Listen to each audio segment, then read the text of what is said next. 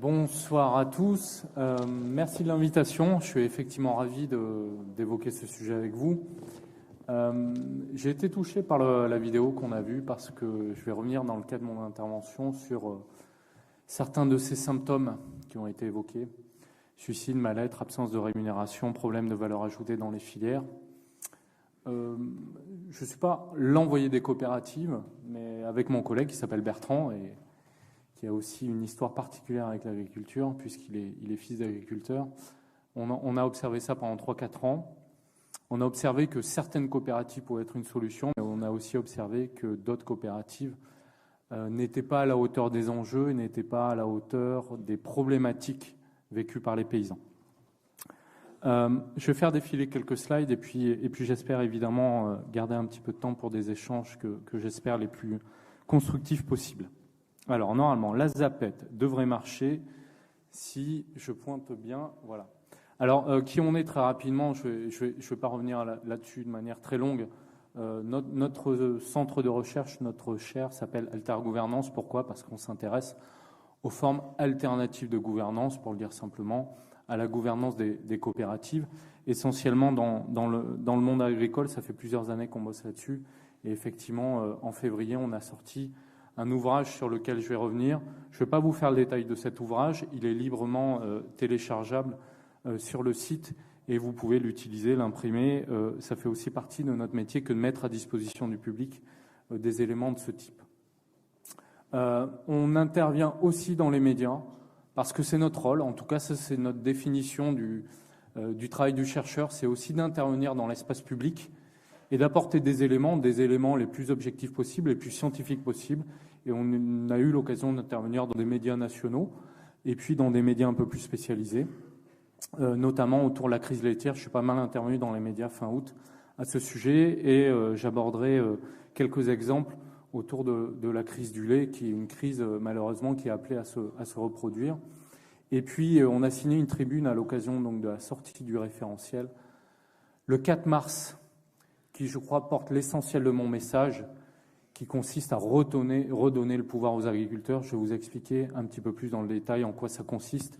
Mais en tout cas, c'est le message principal de mon intervention cet après-midi.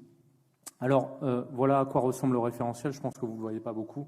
J'ai apporté 2-3 exemplaires que je pourrais vous distribuer à la fin de cette intervention. Mais comme je vous l'indique, vous voyez le site s'afficher. On a un site dédié qui s'appelle refcopagri.org. Et vous pouvez effectivement télécharger ce document qui fait une 50aine de pages et qui résume une partie des propos que je vais développer aujourd'hui. Avant d'en arriver là, je voudrais partager avec vous quelques éléments qui ont guidé notre analyse sur les mutations profondes du monde agricole. Parce qu'avant d'en arriver à la question essentielle qui m'occupe, qui moi me préoccupe, est-ce que les COP sont une solution pour vous ? Il y a quelques éléments que je voudrais rappeler et qui vont nous permettre de partager des choses autour des grands enjeux et donc autour de cette problématique essentielle. Est-ce que les COP peuvent être une solution ? Alors, je vais m'attacher plus particulièrement à des questions de valeur ajoutée dans les filières. Simplement rappeler avec vous, et vous le vivez tous parfois de manière douloureuse, qu'effectivement les marchés sont soumis à une forte volatilité. Alors, quelles que soient les filières, il y a des tentatives de réponse qui sont données, mais qui sont globalement un petit peu insatisfaisantes. Mais néanmoins, on est passé en 30-40 ans à des marchés de plus en plus volatiles, à des produits agricoles qui sont de plus en plus, parfois, support à la spéculation financière. Et donc ça, c'est quelque chose qu'on peut regretter parce qu'on s'éloigne du fondement même de l'agriculture.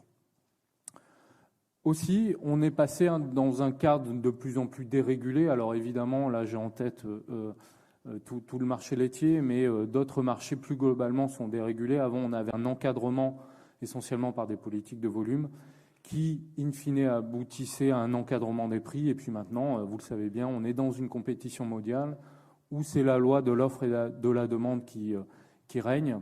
Et effectivement, l'agriculteur, là-dedans, il n'a pas vraiment la main sur les prix. Il est obligé de subir et d'avoir le prix qu'on lui donne. Tout à l'heure, on avait le témoignage de 2 € le chevreau. Voilà, c'est le prix que donne le maquignon qui lui-même va se justifier par rapport à un marché mondial du chevreau ou à un marché local du chevreau. Et effectivement, on n'a pas beaucoup de prise et d'emprise sur cette grande mécanique financière et notamment sur ces mécanismes de prix. Et puis on a une problématique qui nous préoccupe, Bertrand et moi, très fortement, qui est la problématique à la fois de la valorisation de votre produit et de votre travail et la problématique essentielle de la répartition de la valeur dans les filières agricoles. C'est quelque chose, alors là c'est un leitmotiv et un élément que je rappelle à longueur de temps, notamment auprès des journalistes quand j'ai l'opportunité d'être interviewé. On a une vraie problématique de structuration des filières et surtout de répartition de la valeur dans les filières. Ceux qui travaillent le plus et qui prennent le plus de risques ne sont pas rémunérés décemment, correctement pour ce travail. Et ça, c'est problématique pour l'ensemble des filières agricoles. Et puis, autour de ça, il y a d'autres éléments que je voudrais rappeler qui sont une partie du problème. On a évidemment une mondialisation. Alors avant, on avait des marchés régionaux, locaux, nationaux, et puis maintenant, on a des marchés mondiaux. Vous le savez tous, on a des marchés où les prix sont fixés quelque part dans une bourse mondiale. Voilà, ça varie comme des actions ou des obligations au jour le jour. Et ça, effectivement, c'est une problématique parce que certains pays n'ont pas les mêmes coûts de production, certains pays n'ont pas les mêmes réglementations, et pourtant, les mêmes produits se retrouvent en concurrence frontale sur des marchés mondiaux. Donc ça, c'est aussi un élément du problème qui amène à dégrader parfois, ou en tout cas à ne pas respecter la qualité des productions françaises. On a aussi face à ça la concurrence des géants privés, qui eux n'ont pas les mêmes contraintes, qui eux ne jouent justement de cette concurrence mondiale et des relations parfois très directes et très frontales qu'ils ont avec les exploitants agricoles. Et puis, on a aussi, et il ne faut pas se voiler la face, une concurrence à l'intérieur des groupes, une concurrence à l'intérieur des mêmes coopératives. Quand vous avez différents sites de production partout en Europe, il y a aussi la concurrence à l'intérieur des groupes et à l'intérieur des coopératives. Et donc, ça veut dire qu'on met sous tension l'ensemble, parfois, d'une filière agricole. Donc, cet ensemble d'éléments aboutit à une situation assez dégradée sur laquelle je reviendrai dans quelques instants. Donc, grosso modo, là où ça me pose problème, là où ça nous pose problème, c'est que quand on a un prix, et donc une valeur qui est créée dans une filière agricole, a priori, une filière agricole, c'est ça. On a un paysan à la base. On a un paysan qui, on l'a dit tout à l'heure, est là depuis parfois plusieurs générations. En tout cas, la ferme est là depuis plusieurs générations. Ce paysan, généralement, il a besoin d'avoir un produit transformé. Pourquoi ? Parce qu'il a besoin de toucher des clients finaux qui ont besoin de produits alimentaires ou agroalimentaires. Ça, c'est la filière en théorie. Parce que quand on passe à la question de la répartition de la valeur, on a plutôt ça.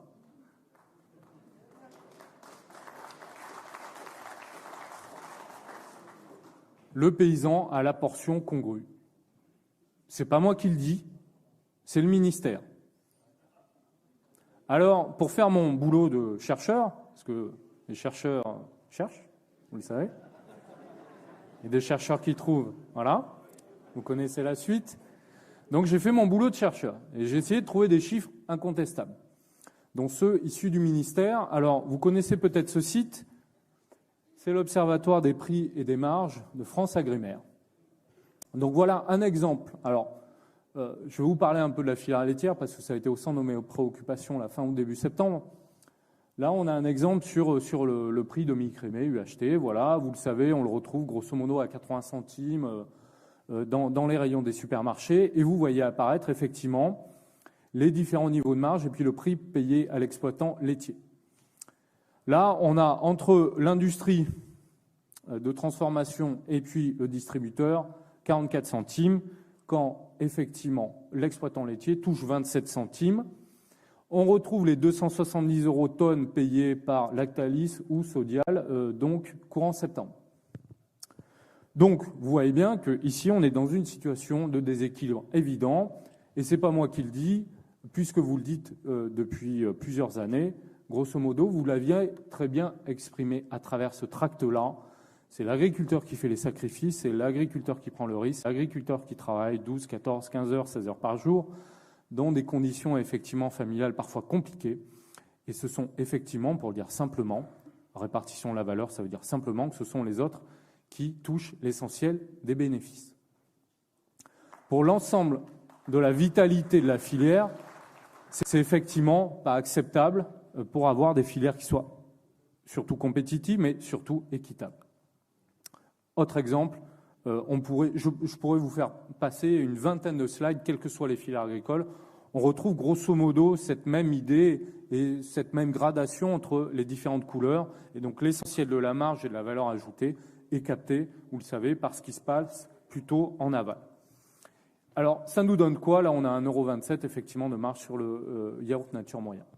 Ça nous donne quoi? Ça nous donne quelque chose, alors vous l'avez dit, je suis économiste, d'impossible du point de vue économique pour les exploitations, pour les exploitants agricoles. On ne voit pas comment on peut tenir avec un prix qui ne tient soit pas compte des coûts de production, soit pas compte des prix de marché. Avant, il y avait un encadrement. Il y a certes des aides, des primes, des subventions, tout ce que vous voulez, mais en tout cas, l'équation économique qui consiste à dire je donne un prix à un exploitant et avec ce prix-là, il va se débrouiller pour couvrir ses charges et éventuellement, s'il a un peu de change, dégager une marge, cette équation-là est absolument impossible. Là encore, les faits sont incontestables et têtus. Quand on regarde ce que nous dit France Agrimer, cet observatoire, vous voyez apparaître, alors là, vous avez différents types de lait. Il y a le lait de plaine jusqu'au lait de montagne.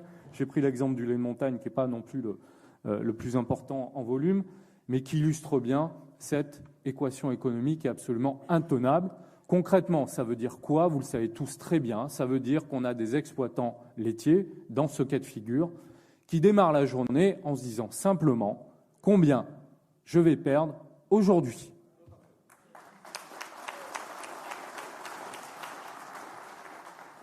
À un moment donné, il faut se poser les bonnes questions. Et ça veut dire qu'on est dans l'industrie de transformation et dans la grande distribution, si j'ai envie de vendre 1 litre de lait ou un paquet de yaourt, si j'ai plus d'exploitation laitière, comment je vais faire? Alors les tanks qui viennent de l'étranger, ça peut être une solution transitoire, mais à un moment donné, c'est plus tenable. Et il faut donc réfléchir pour revenir à une forme d'équité dans les filières agricoles. Alors face à ça, vous avez quoi comme solution? Il y a des solutions que vous utilisez depuis des années. Et je sais que ce n'est pas évident parce que la sociologie de l'agriculteur, c'est souvent d'être un peu seul et des fois d'avoir du mal à penser collectif.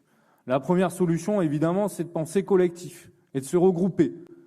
Parce que derrière ces histoires de marge, c'est tout simplement des rapports de force très déséquilibrés. Que peuvent faire les agriculteurs tout seuls face à des grands groupes qui pèsent plusieurs milliards d'euros et face à la grande distribution qui négocie âprement les coûts d'achat et qui se bat pour afficher le prix le plus bas possible. Donc première solution, mais c'est une solution qui peut être intéressante dans certains cas de figure et dans d'autres cas de figure qui peut être plus compliqué, effectivement, de se regrouper pour essayer simplement d'avoir un rapport de force moins défavorable. Je n'ai pas dit plus équilibré, mais moins défavorable.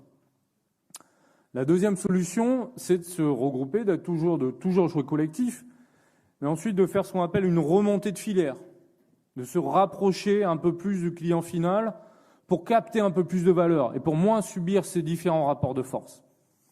Alors ça suppose effectivement d'investir sur des outils de transformation quand on le peut, parce que vous imaginez bien que certains acteurs n'ont pas intérêt à ce que les agriculteurs se regroupent pour développer des outils de transformation. Et ça peut être un moyen d'être un peu moins dépendant et puis de récolter un peu plus de valeur. Alors un exemple qui est plutôt la belle histoire, mais il n'y a pas que des belles histoires dans ce que je vais vous raconter. Il y a par exemple la filière blé panification de chez Jacquet. Jacquet, c'est une filiale de Limagrain, donc une coop qui marche plutôt bien, en tout cas du point de vue économique et aussi du point de vue de la gouvernance. J'aurai peut-être l'occasion d'y revenir. La filière blé panification de Jacquet, c'est quoi? C'est de la semence, c'est effectivement du blé qui pousse essentiellement dans la plaine de Limagne, des agriculteurs qui récoltent, etc. C'est transformé et à la fin, ça arrive dans le supermarché sous forme de pain de mie, de trucs à burger, hot dog et tout ce qu'on peut imaginer. Cette filiale, c'est 10 ans de pertes cumulées consécutives. 10 années consécutives. Alors vous allez me dire, mais pourquoi ils sont complètement fous chez les Magrins? Pourquoi ils ont accepté de perdre 10 ans? Parce qu'à l'origine, il y a quand même eu des agriculteurs qui ont dit, entre le maïs semence, etc., on a besoin de développer d'autres formes de produits, et donc il faut qu'on fasse aussi du blé. Mais le blé, si on subit les aléas du marché et si on se contente uniquement de faire pousser du blé, ça ne suffit pas. Pour aller gratter un peu plus d'argent et de marge et de valeur, il faut aussi qu'on ait des outils de transformation. Et quand Jacquet arrive effectivement face à Carrefour ou à d'autres géants de la grande distribution, et bien maintenant, le rapport de force est moins déséquilibré et surtout, la valeur redescend un peu plus dans les exploitations. Donc ça peut être un exemple. Dernier exemple, et ça, ce n'est pas forcément évident à réaliser, on peut essayer de maîtriser du champ jusqu'au supermarché, donc de maîtriser l'ensemble de la filière. Alors ça, c'est de plus en plus courant, surtout dans une époque qui voit se multiplier les circuits courts et des consommateurs qui sont peut-être un peu plus aptes à faire confiance à des agriculteurs qui commencent à vendre leurs produits, y compris dans des circuits de distribution. Alors là, les seuls exemples que j'ai trouvés qui ne sont pas forcément les plus populaires parmi vous, c'est des grosses structures qui ont bien compris l'intérêt, d'un point de vue économique, d'avoir des produits et de les distribuer directement auprès des consommateurs finaux. Parce que vous comprenez bien, quand par exemple InVivo, fédération de 200 et quelques COP, lance des magasins qui s'appellent Frédici, eh ben, ils ne dépendent plus de Carrefour, ils ne dépendent plus d'Auchan, ils ne dépendent plus de tous ces gros distributeurs. Et à la fois, ils peuvent faire une belle action marketing et communication, ils peuvent mieux valoriser leurs produits et ils peuvent effectivement mieux gérer les relations, ou en tout cas dire à la grande distribution, on a peut-être un peu moins besoin de vous maintenant qu'on lance une chaîne de distribution concurrente de la vôtre. Alors, au-delà de ces remarques un petit peu générales sur des problématiques de répartition de la valeur, les constats qui nous ont un petit peu alertés avec Bertrand sont les suivants. Si on regarde un petit peu dans le rétroviseur, on constate, premier élément, que les prix des biens alimentaires n'ont jamais été aussi bas. Ça, c'est grâce à différents progrès, c'est grâce à votre travail, c'est grâce à tout un tas d'éléments. Les agriculteurs n'ont jamais été aussi compétitifs, et ça va sans doute continuer, parce que vous êtes de plus en plus meilleurs techniquement. Vous savez de mieux en mieux tenir vos exploitations. Vous avez réalisé une montée en compétences qui est absolument formidable depuis plusieurs années. Et pourtant, ça a été dit, répété, je ne vais pas revenir là-dessus, mais les signaux d'alerte sont là. On a des prix bas, on a des agriculteurs compétitifs, mais on a des paysans qui n'ont jamais été autant en difficulté. Au moins, je dis bien au moins, parce que les chiffres sont sans doute sous-évalués, un suicide minimum tous les 2 jours. Je ne vous parle pas des retraites catastrophiques, je ne vous parle pas effectivement de l'ensemble de ces exploitants qui, chaque jour, perdent de l'argent ou peinent à dégager un revenu à peine décent quand leur épouse ou leur époux arrive à ramener royalement un SMIC à la maison, voire un peu plus. Qui accepterait maintenant, en 2016, bientôt en 2017, de travailler 14 heures par jour pour perdre de l'argent ?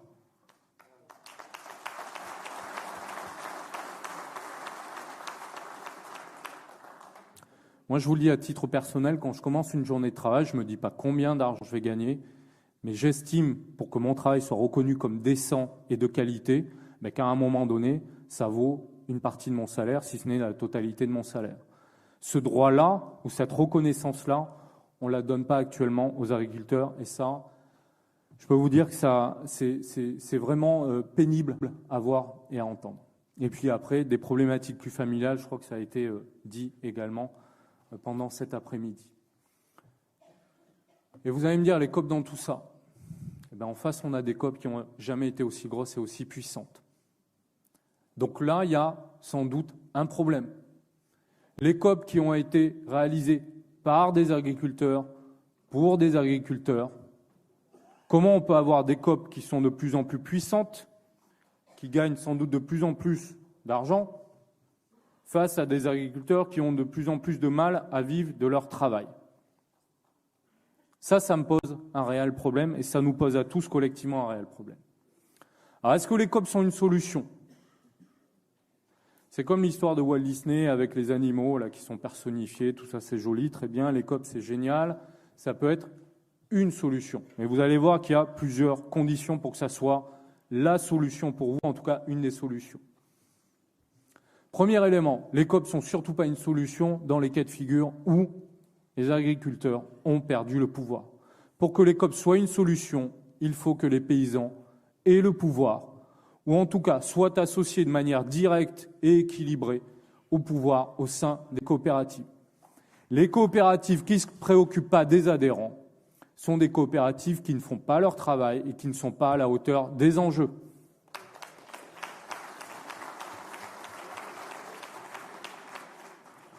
Dans ces cas de figure, autant se dire les choses franchement. Elle part où la valeur ajoutée? Alors elle part peut-être entre les mains du transformateur et du distributeur, mais elle s'évapore aussi dans la structure. Elle s'évapore aussi dans le management. On a des COP où on a parfois autant de salariés que d'exploitants, en caricaturant. Ça, c'est pas possible.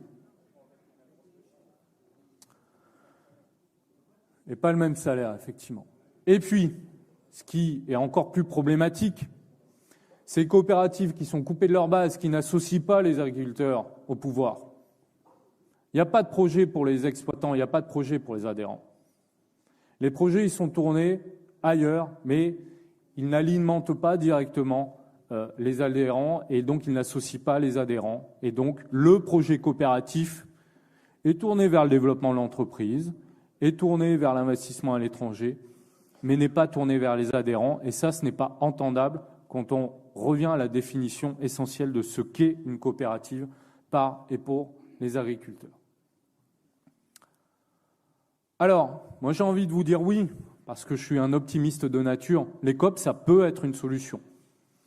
Et pas plus tard que ce matin, quand un exploitant, je ne sais pas, dans la salle, je crois, m'a gentiment ramené de la gare, il me disait que la coopérative dans laquelle il était actuellement le traitait mieux ou moins mal que d'autres coopératives. Donc ça peut être une solution.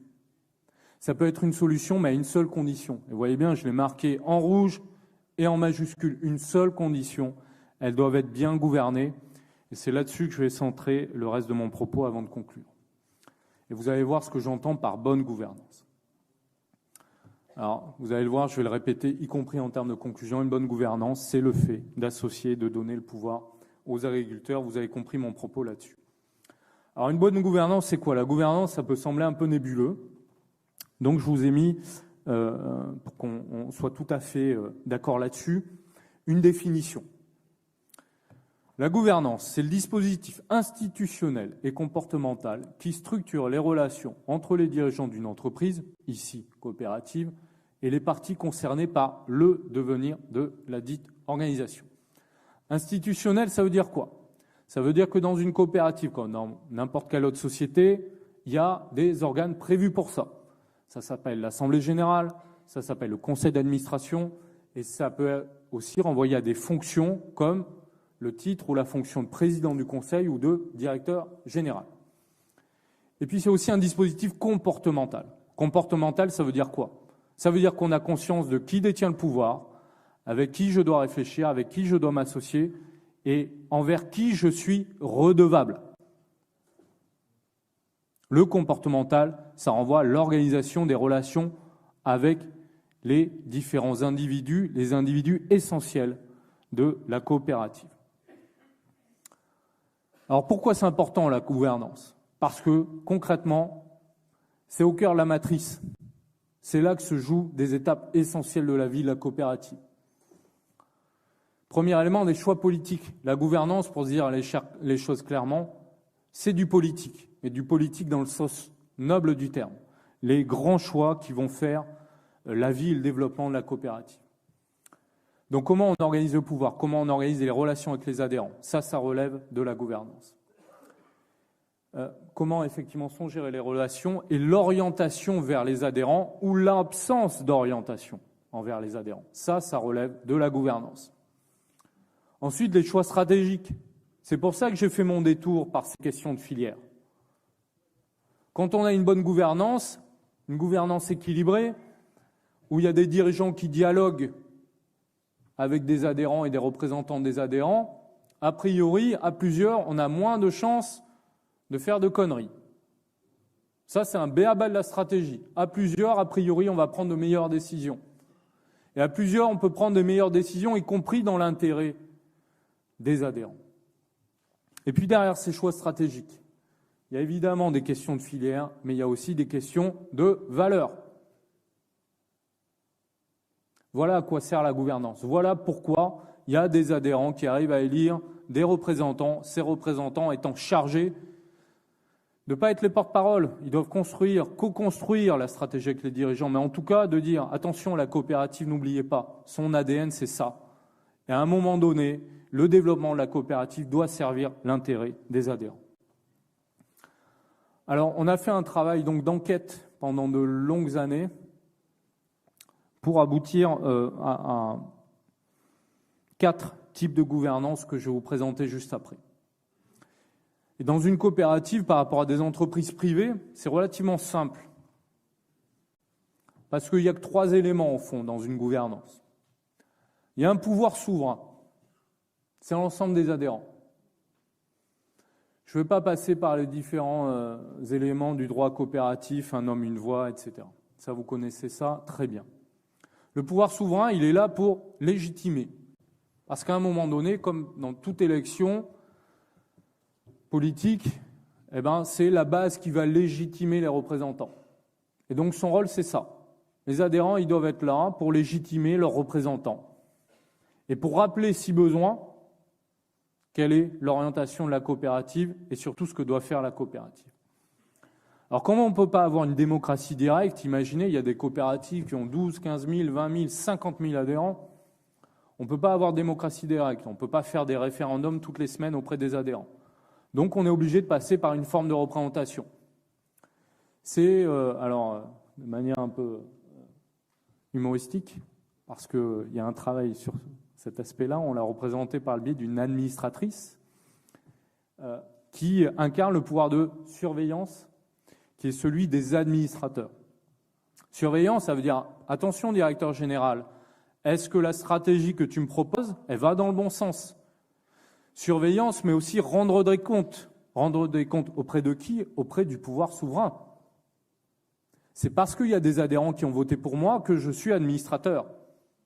Donc, je dois rendre des comptes aussi auprès des adhérents. Et puis la boutique, elle ne tourne pas toute seule, elle a besoin effectivement de salariés, et parmi ces salariés, il y a bien souvent un ou des dirigeants exécutifs qui doivent être chargés de proposer, de mettre en œuvre et de faire tourner la boutique quotidiennement. L'idéal, c'est l'équilibre entre ces 3 pouvoirs, vous l'avez compris. Ce n'est pas forcément ce qu'on a observé au cours de ces 4 années d'enquête qui ont abouti à la rédaction de ce référentiel.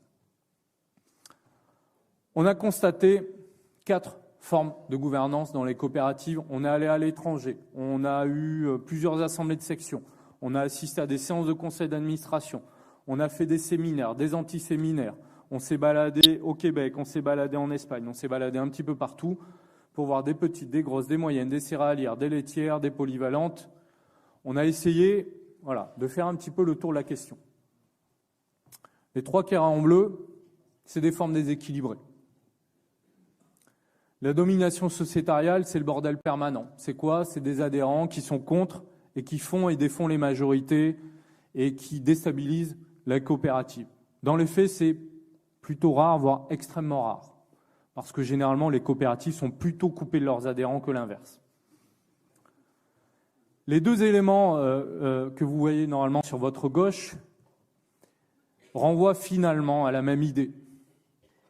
C'est une gouvernance où les dirigeants ont quasiment tous les pouvoirs. Pourquoi? Parce que soit ils ont organisé ce hold-up, soit on les a laissés faire. Donc ça renvoie à la domination managériale, c'est-à-dire on a un DG tout puissant qui peut très bien prendre d'excellentes décisions, ou pas. Mais en tout cas, il n'y a pas de contre-pouvoir. Et quand on a une vision politique de la gouvernance comme on l'a tous les deux avec Bertrand, ça, c'est potentiellement dangereux, ça peut amener à des dérives. Je citerai en conclusion un exemple, puisqu'on a il y a 3 ans, on a écrit une petite tribune sur l'Urbery. Voilà, c'était une gouvernance où le DG et le président se parlaient les yeux dans les yeux. Je ne dis pas que ça a expliqué en soi le scandale Spanghero, mais peut-être que ça a pu y contribuer dans une certaine mesure. Et puis la forme la plus pernicieuse, la plus dangereuse pour vous, c'est ce qu'on a appelé l'autocratie des gouvernants. De manière simple, c'est quoi? C'est la collusion, c'est le copinage. C'est une partie du conseil ou la totalité du conseil qui gère la boutique avec le DG. Et puis, on décide ça au cours d'un déjeuner. Avant, après le conseil, on ne tient pas compte de l'avis des adhérents et on vit en vase clos.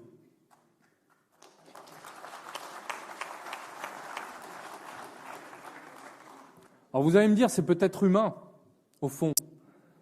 Parce que, effectivement, c'est peut-être plus facile de discuter et de prendre des décisions à 3 ou 4.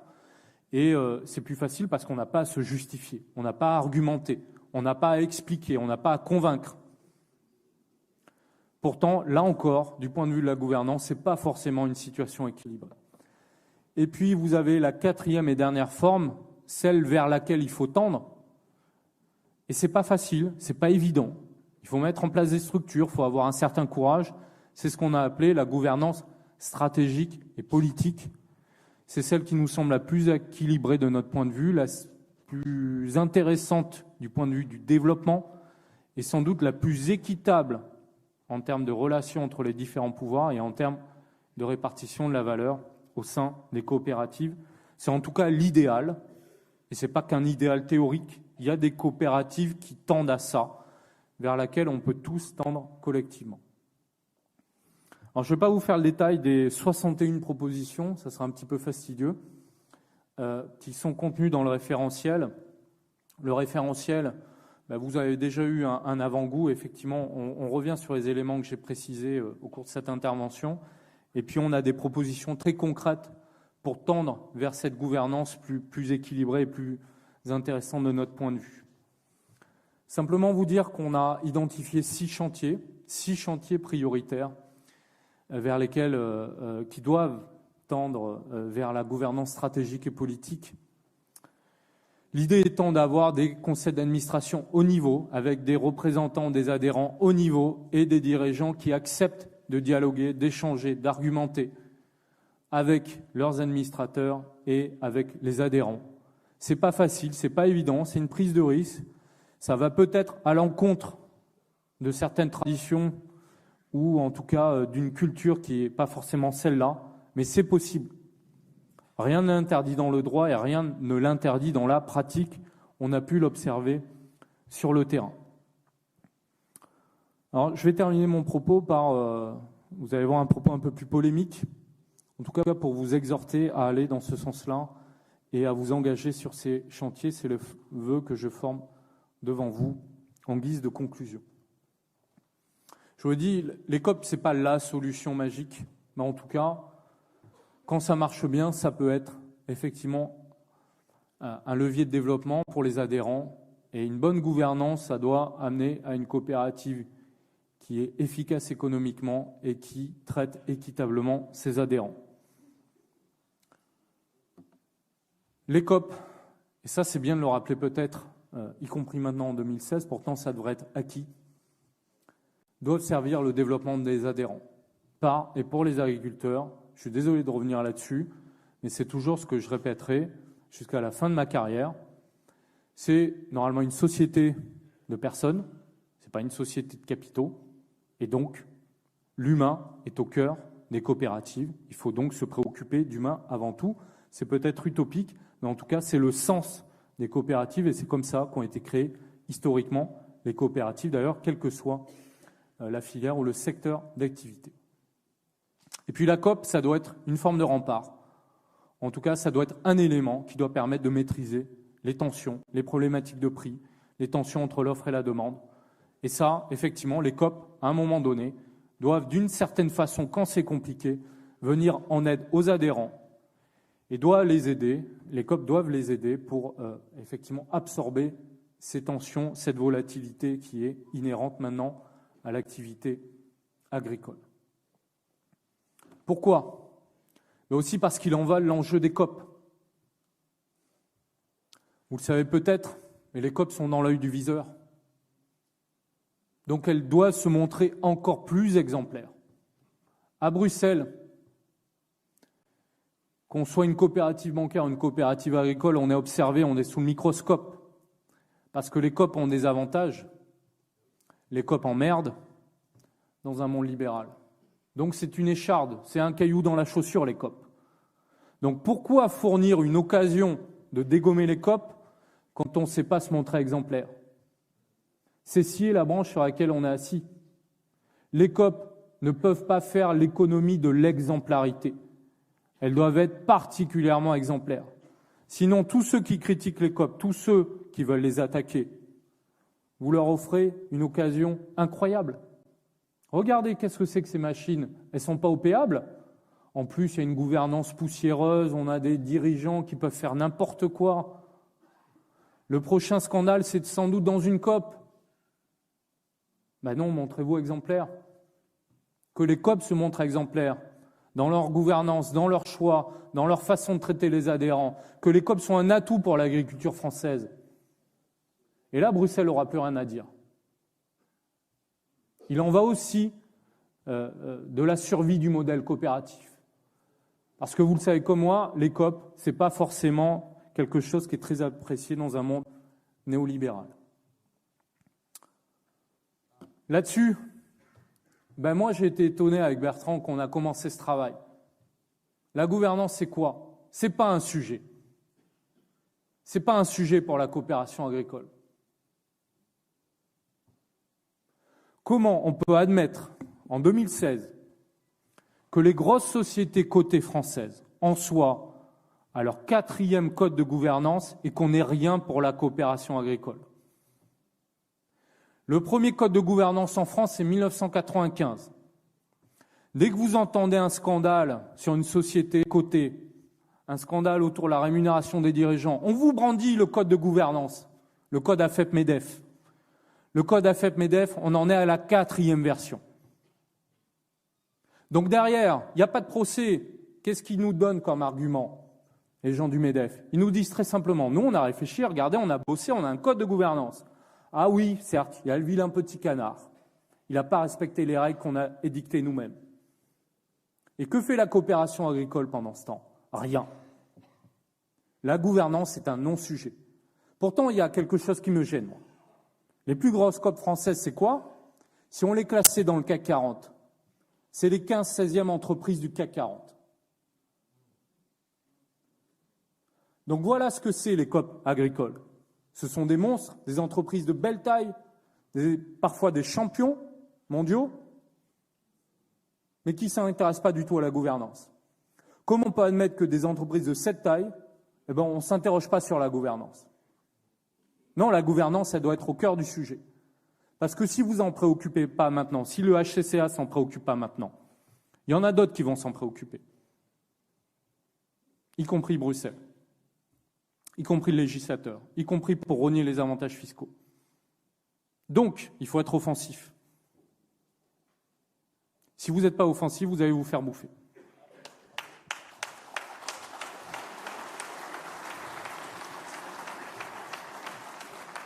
Dernier élément polémique. Je ne vais pas me faire que des amis cet après-midi. Là-dessus, et je prends cette invitation comme le début d'un échange que j'appelle de mes vœux. On est disposé à travailler avec vous. Que font les syndicats? Les syndicats peuvent prendre la parole là-dessus. Parce qu'il est question d'adhérents, il est question de pouvoir, il est question de durabilité du modèle agricole français. Les syndicats peuvent dire des choses. Les syndicats ont le droit de dire des choses. Vous l'avez compris, dans le paysage syndical agricole français, certains n'ont pas forcément intérêt à ça. Le statu quo, c'est parfois agréable. Engagez-vous là-dessus. Moi, c'est ce que j'ai envie de vous dire. Engagez-vous sur ce sujet. Réfléchissons ensemble.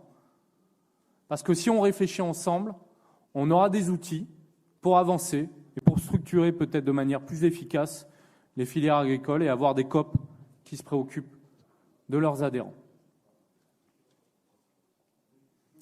Alors on peut avancer collectivement, ça c'est une base, on est ouvert à la discussion, Vous avez sûrement plein d'idées, vous avez sûrement plein de témoignages, vous avez sûrement plein de réflexions, tout seul, en petits groupes.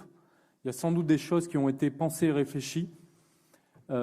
Et on peut avancer ensemble, collectivement, vers un code de bonne pratique. J'aime pas trop le terme de code de gouvernance parce que ça fait un peu code civil, ça fait un peu code pénal. Et la France est un peu la reine des codifications. Donc, en tout cas, on peut réfléchir ensemble sur une forme de document qui permette de mettre en avant des bonnes pratiques et pourquoi pas avoir une instance d'évaluation qui, non pas distribue les bons et les mauvais points, mais qui permettent de suivre, d'avoir une forme de traçabilité aussi sur ces questions de gouvernance qui sont si importantes à mes yeux et j'imagine également à vos yeux. Merci de votre attention.